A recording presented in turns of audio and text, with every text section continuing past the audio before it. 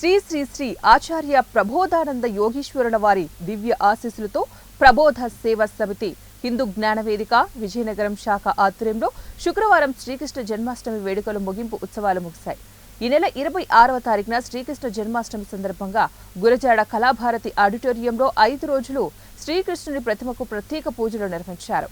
ముగింపు ఉత్సవాలకు విజయనగరం శాసనసభ్యురాలు పూసపాటి అదితి గజపతిరాజు ముఖ్య అతిథిగా హాజరై స్వామివారి పల్లకి ఊరేగింపును ప్రారంభించారు.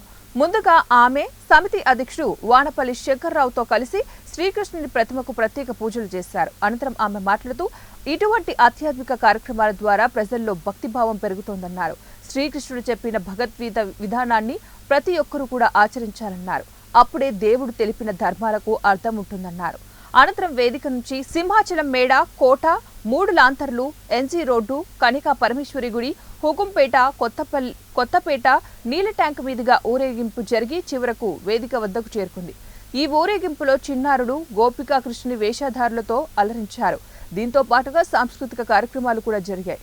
దారి పొడుగునా కూడా భక్తులు స్వామివారిని దర్శించుకున్నారు.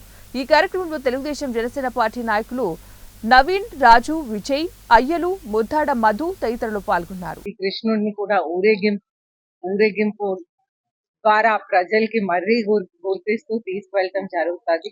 అయితే ఈరోజు భగవద్గీత కూడా అందరికి మళ్ళీ గుర్తు చేస్తూ దాంట్లో ఉన్న కొన్ని గుణాలు అవన్నీ కూడా ప్రజలకి గుర్తిస్తూ ప్రజలను అందరినీ మళ్ళీ